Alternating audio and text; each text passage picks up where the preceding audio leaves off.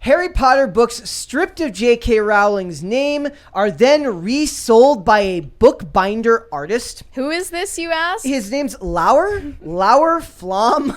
Kind of a weird name. Very French-Canadian. This is a Canadian 23-year-old bartender. Yes. Freelancing on the side. Finished 30 of them so far. Already a college graduate, by the way. Yep. You gotta applaud the entrepreneurial effort here. It's $170 to rebind one Harry Potter book. Yep. What? And I think $2,000 to rebind a whole set. Yeah. And here's what the website advertises as their services. Send in your personal copies to be rebound, restored, and de-Rowlinged. Yeah, they get rid of the copyright page. They get rid of her name. The first thing I thought when I read this, it's got to be some type of actual. It's like you're in your own ideological pop culture prison. To love something so much, but hate the creator so much that you're willing to dedicate hours upon hours of your own time. 12 hours per book, by the way. Per book. Are we so hopelessly connected to both our pop culture and our identity that this is a thing? I mean, what I find ironic about this is that it's entirely symbolic gesture that doesn't hurt J.K. Rowling's bottom line, even in the slightest. These are used books that have already been sold. She doesn't earn royalties from the books. She already got paid for them. And you are rebinding them without her name or the copyright information as a self-soothing gesture. Completely self-serving. It's so funny has nothing to do with her. This is mentioned. It says creating a safe space. Flom said that the purpose of this project is to create a safe space for fans to find comfort in the books and critically engage with J.K. Rowling's work. You're not critically engaging. You're shutting your eyes via bookbinder and pretending that the conversation isn't happening. It's actual delusion. Wow. Well, you can change the covers of the books, and you can make all of the cosmetic changes that you want to a Harry Potter book. But at the end of the day, Harry Potter is always going to be J.K. Rowling's work, her creation, which reminds me of another debate about gender that we won't get into today. But anyway. Here's the greatest thing about this. They can't live without Harry Potter. No, they can't. They just can't. They can't. They're addicted. Yeah, they need their... They need their butterbeer. Little magic allegory. They need Harry the Potter. The magic is within me. They need to play Quidditch. Yeah, they need to play Quidditch. They can't stop. Aloha You're the methadone. kid under the stairs or wherever the hell he was. But they just hate the creator so much for her incredibly tepid and reasonable opinions. Yeah. Her unbelievably not awful, just borderline, almost boring takes. Yeah, that they have to save a whole day's worth of their Starbucks tips to send their book to some guy that'll take 12 hours to just take her name off. Incredible. Is this not something that would be some type of copyright infringement? I guess not. It is, you're reselling it. Is it? It is. The defense, though, is that by first sale doctrine in the U.S., it says you can dispose of a book you bought in any way you would like, which includes selling each individual page separately if you so desired. However, yes, that is first sale doctrine, but it only applies if you haven't altered the original copyright owner's work. Is that the hero? So if you're altering it to get rid of the copyright information and get rid of her authorship on it, you're altering the work. It's derivative work of yours that you are selling without paying royalties to the original copyright. So this is a biological female? They said it was a trans, yes. It looks like the white half of Klay Thompson. The website says, my practice is largely conceptual, exploring themes surrounding identity, memory, and trans masculinity. I also occasionally rebind Harry Potter books. Yeah. Wow. Someone went to college to learn how to do this. This is a bachelor's degree. It costs $1,200 to rebind all of them together. It's a hilarious defense for capitalism for somebody who's probably very not pro-capitalism. What an industrious young they though. Yeah. I think that J.K. Rowling should go with the Elon Musk solution and just buy the bar that this bartender works at and then fire him. I think that would really be the funny. ultimate revenge. This all upsets me because she like historically drives me crazy. Like the Really? things she Rowling? says. Yeah, she drives me crazy. Like not Why? in a way to where I'd want to rebind her books or that I ever like would want to take the credit from her. Like It's a I whole am nother Her level of opinions crazy. or her writing? Her opinions Her or opinions, her like writing? The Okay. historically. retconning? Huh? The retconning? What's that mean? Oh, her- Retconning. I don't give a damn about that. That's like BS anyway. That's annoying, but like I don't care. And like, but I've never been like, oh, I love Harry Potter, but I hate her because she's a milquetoast leftist. No, but when she would come out in the news and say something ridiculous, I was like, okay, that's dumb. But I hate that I am pushed, just like Trump. I hate that I'm constantly pushed into defending her. Yeah. Yeah. Because she drives me crazy. She'll be right. And then as soon as you cross into the line of the next sentence she says, like, okay, but here she's horribly wrong again. Like, I hate being on that line where it's like, leave her alone.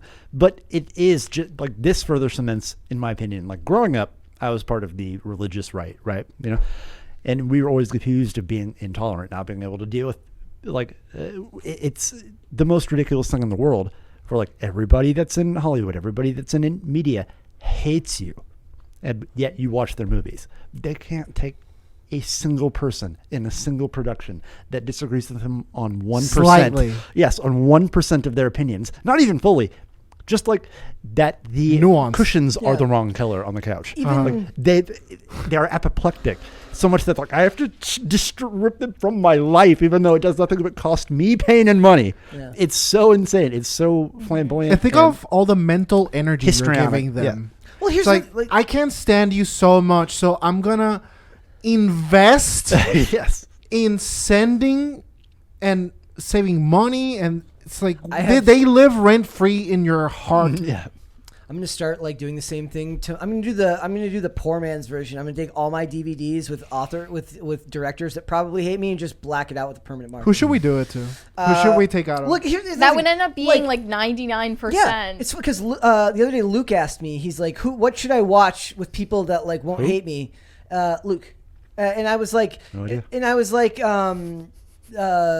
like everyone, like there's nothing to watch because even if the director doesn't hate you or the actor doesn't hate you, most likely the producer hates you and the other Look, actor hates you. That's why it kind of falls flat for me when someone says, like, don't give money to people who hate you. I don't care Yeah. how someone feels about me Yeah. when It I'm doesn't buying affect a coffee. Yeah. I really don't. Yeah. And the fact that you would care or think that J.K. Rowling cares what you do with your life, she doesn't. No. I mean, I agree with you that some of her takes are milquetoast and annoying, especially when it comes to feminism. But like, does J.K. Rowling's opinion about gender ideology keep me up at night? Absolutely not. I'm not a Harry Potter fan, so there's that. But what I like about J.K. Rowling is that she doesn't need anyone's defense. Yeah. Like, she's just chilling. She's just doing her. I think it's funny also that, like, this person is charging such exorbitant amounts to do this book rebinding. And all of the possible profits that you could make from that will not even come close to enough for a legal fund that would help you if J.K. Rowling ever became aware of your existence and decided to take you to the cleaners. You would be defenseless because this is an obvious case of copyright infringement. Yeah. He's also donating a portion of every sale to trans charities. Yeah. Oh, great. So, But because what's- virtue signaling. Yeah. I mean, he's trans. So. Yeah. he's like, Also, she'd never do that. Like, as much as she drives me crazy, she's a classy person. Like, she stays out of things. No. She Yeah. she only answers questions when asked, which I give her a lot of credit for. I don't dislike her. Yeah. It's just some of the things she says are like nails on a chalkboard to me. I also have questions about whether, like, at a certain point, I'm trying to put myself in the mind of the people who do this. Can you really re-engage with the material? Like, knowing that, like I can turn it off and watch a movie with a bunch of actors that hate me because I can turn it off because I don't care enough to delete their name from every bit of work I've ever seen them on. If you care so much that you're literally paying $170 to have a book rebound, are you even able to then open that book and re-engage with the material? And you're going to tell me that you're not thinking for a moment about the author who wrote the words? They can't. We can, because we've been doing it our entire lives. So what's the point of buying the book then? I don't know. If they can't re-engage with the material, if they say you spend Because it's you're performative. Right. It's not about the books. It's about the performance and getting attention for it. So it's not. So the people buying it aren't even doing it to reread the books. They're just doing it for the. It's for spite. It's clicks and upvotes. Yeah, it makes no sense. You did to it. me. Like you're one of us. You're the best one. It's or is virtue this- signal. Or is Like, it that's what it is. Or is it bookshelf? It's like the idea, that way they can put it on their bookshelf and not get yelled at, so that when somebody finally sees them in the back of their Zoom call and they got no pants on, and somebody says, oh, "You have Harry Potter books in the background there. You're a trans." No. No. I mean, what's bizarre If about you take that a look at my already- copy, I've got the special edition without her name in it. But what's bizarre about that already is that if you buy this book used, you're still not giving her a direct profit. Yeah. You're like, obviously, you don't need to go to all of this trouble. It's just Unless that's you what wanna it is. be It's in the about news. Yeah. appearances. I wanted to go over what this person said about the project. They said it's spurred by her transphobia. I was a fan growing up. When I did, it was a given that you would read Harry Potter. After J.K. Rowling's views on people like me came out, it left a bad taste in my mouth. It raised questions about the ethics of consuming her work. The purpose of this project is to create a safe space for fans to find comfort in the books and critically engage with J.K. Rowling's work. See, they're still saying I would engage. hope that the impact of my project is just to bring light to Rowling's transphobia and to make people aware of the things she has said. I get so many comments just asking what she had done, because this is irrelevant to normal people. Yeah. But they don't say obviously it. the point of the project is not to make Rowling's story more accessible to people who love it. The point of the project is to bring light to J.K. Rowling. Obviously. It's who actually lives to bring rent-free in your it's head. to bring attention to them. They don't want you to know what she actually said because it's sensible. And most people will be like, yeah, that makes sense. But they just want you to accept that their opinion of it is gold. Like, I think she's a transphobe, and you should too. Otherwise, you're a bad person. Don't look at what she actually said, which is very sensible and, like, tepid, as you said. Somebody should write their own article and put "excellent capitalist," like they should turn, like fantastically effective capitalist. Gen Z entrepreneur. Lauer Flom has found a great way to profit from transphobia. This I is would what say legally freelancing looks ambiguous like for capitalist. Zoomers. For me, it's the misuse of words that annoys me the most. So what the person's saying is, I'm creating a safe space. No, you're not. You're quite literally just taking a name off a book. What space has been made more safe? Yeah. Like you're not opening a room in your coffee shop where people can come and buy these books and then discuss how hurt you are. That would be a safe space.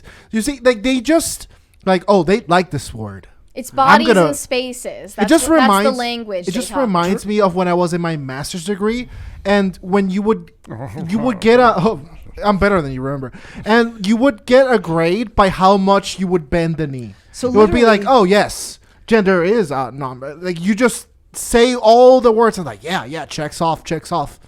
So she's literally she who must not be named. Yeah. Like Whoa. Dragon's Talon 1001 has the best one here. He says she should put out a special edition without her name on it. That way she can profit from it. Like she should release a version that's new that doesn't have her name on it for people to buy. Voldemort. Or have Robert Galbraith's name on it. Oh no, that would be. They would love that.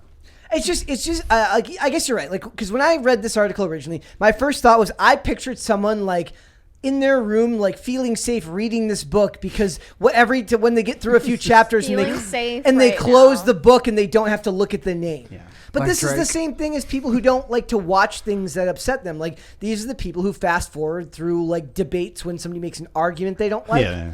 Like it's the same energy, right? Yeah, that drives me crazy. So I have a friend, a former friend, I guess, that when this popped up, I was with him and I brought it up and I thought that he would I knew he was kind of, Yeah. And he was like, oh, this whole thing drives me crazy. I was like, me too. And he was like, just don't say anything. And I was like in the car with him. And I was like, what do you mean? He was like, why would you even say, if you feel that way about those people, why would you say anything? I was like, why are they above reproach? Why is this movement above reproach? And he was like, well, you don't understand what people like that have been through. I was like, all people have been through things. And what she said is not even a critique of people. It's a critique of a political movement, which is totally fine. And the idea that your perspective is like, you should not even say anything. It just, it so vividly paints the picture. And mechanically, I cannot hear it. I can't hear it. You disagree with me on the color of the couch cushions. I can't hear it. And mechanically, what's crazy is, so they are standing up for their group, right? Mm-hmm. As is she. She's standing up for biological females, and she is saying the gripes that she feels as a biological female. So mechanically, intrinsically, they're doing the same thing, but they just can't comprehend that that's what's happening, and they still see it as a slight towards them. It's not. What's annoying about J.K. Rowling is that the only reason she thinks what she has to say is of any value is because you're still in the paradigm of being an oppressed group that has gripes. Like, I've been victimized. Like, that's the only reason that she thinks she has something valuable to say, which is why she annoys me. Okay, and billionaire. White Western I don't woman. care, like, about J.K. Rowling's opinions on literally anything. She could be out here advocating for, like, mass atrocities, and I would be like, cool, like, I don't care. Like, you wrote Harry Potter.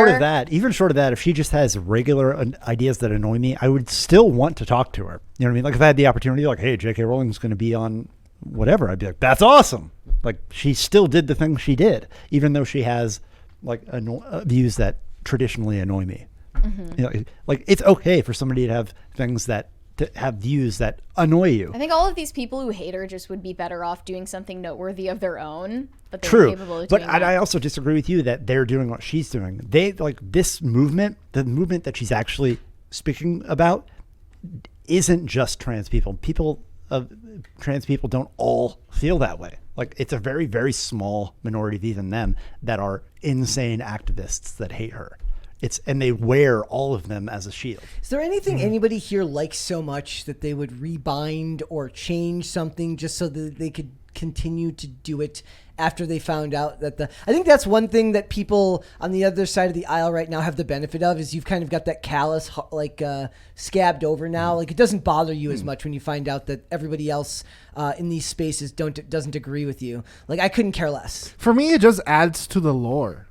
It doesn't it doesn't sway my opinion one way or the other. It just adds to the lore of it. But it will be over anything. You don't have to have done anything. Look how people freak out about Chris Pratt, who has done nothing to anybody. And in fact, all the people that work with him love him. All of them. It is weird how him and J.K. Rowling just they instigate the same area of Twitter. Thanks for watching this clip, guys. If you want to see full episodes or follow us on social media, links are in the description below. Bye.